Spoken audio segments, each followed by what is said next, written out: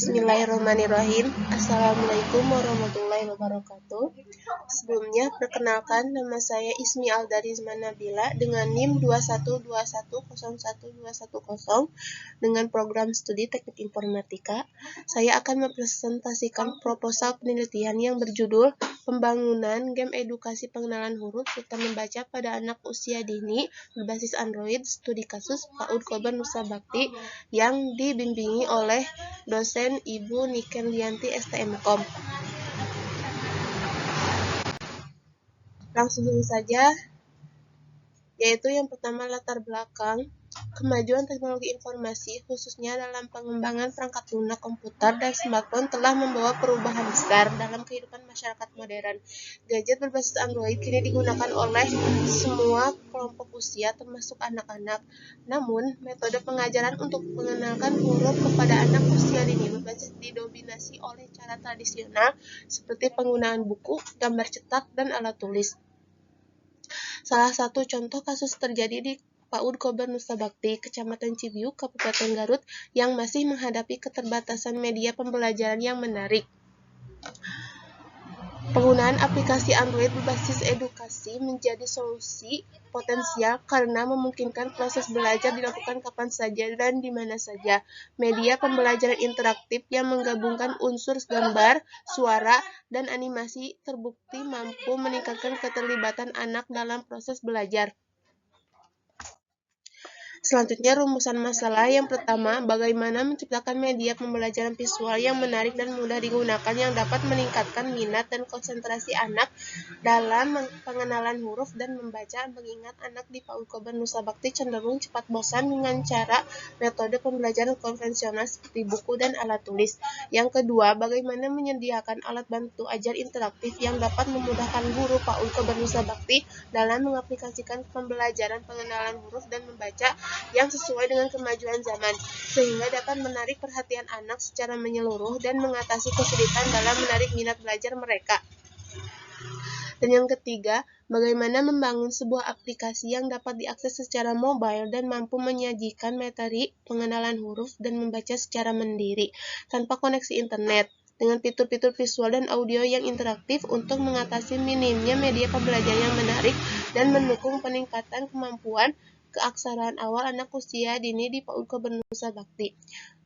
Selanjutnya itu tujuan yang pertama, menumbuhkan semangat dan meningkatkan kemampuan pengenalan huruf serta membaca pada anak usia dini di PAUD Kober Nusa Bakti melalui aplikasi pembelajaran visual interaktif yang menarik dan sesuai dengan karakteristik mereka. Dan yang kedua, memberikan saran dan solusi kepada guru PAUD Kober Nusa Bakti untuk mengatasi masalah kesulitan belajar yang dialami anak usia dini dengan menggunakan media pembelajaran interaktif yang menarik dan mudah digunakan.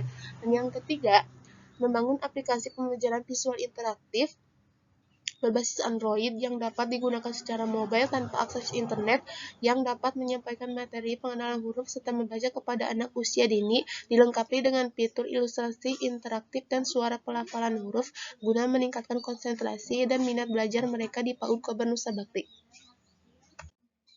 Dan selanjutnya yaitu ruang lingkup. Yang pertama, penelitian ini dilakukan di pendidikan anak usia dini Kober Nusa Bakti, Kabupaten Garut, berlokasi di Kecamatan Cibiuk. Yang kedua, aplikasi ini menyediakan materi pembelajaran dasar meliputi pengenalan huruf serta membaca sesuai perkembangan anak usia dini. Dan yang ketiga, menggunakan media visual dan audio interaktif untuk membantu proses belajar tanpa memerlukan koneksi internet. Yang keempat, membuat aplikasi yang dapat digunakan secara offline pada perangkat Android seperti smartphone dan tablet. Selanjutnya yaitu ada state of the art. Persamaan penelitiannya, yang pertama sama-sama menggunakan media pembelajaran interaktif berbasis Android sebagai alat bantu belajar anak usia dini. Yang kedua, bertujuan untuk meningkatkan minat dan kemampuan belajar membaca dan mengenal huruf. Yang ketiga, beberapa penelitian juga menggabungkan elemen permainan game based learning untuk membuat pembelajaran lebih menarik. Yang keempat, menyasar PAUD atau anak usia dini sebagai subjek utama. Lalu, perbedaan penelitian menggunakan metode pengembangan GDLC untuk memastikan proses pembuatan aplikasi berjalan sistematis dan terstruktur.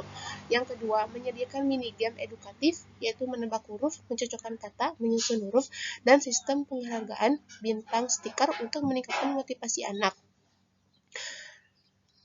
Yang ketiga yaitu antarmuka ramah anak dengan ilustrasi menarik dibuat di Adobe Illustrator dan audio huruf jernih, rekaman menggunakan Audacity. Yang terakhir, fokus pada aksesibilitas dan fleksibilitas sehingga anak dapat belajar secara mandiri tanpa koneksi internet.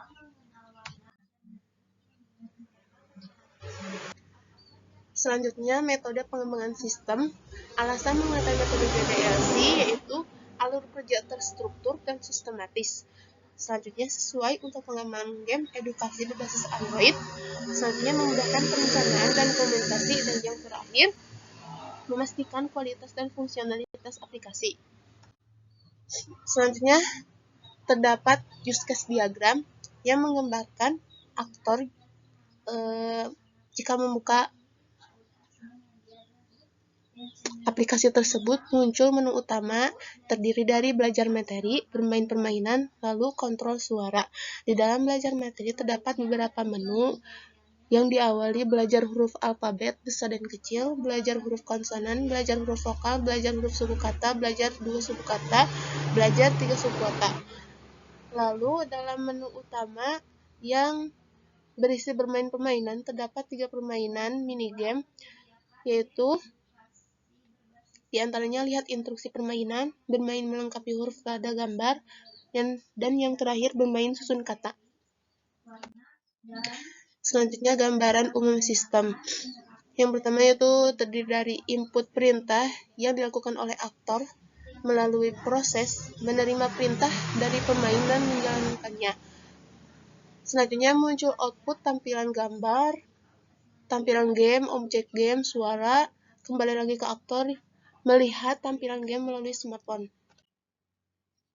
Selanjutnya, yang terakhir rencana pengujian. Pengujian perangkat lunak yang akan digunakan menggunakan dua cara, yaitu pengujian alpha dan pengujian beta test.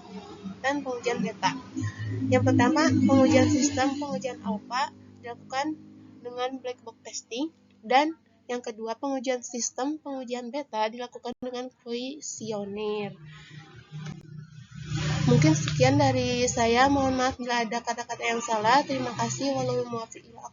Wassalamualaikum warahmatullahi wabarakatuh.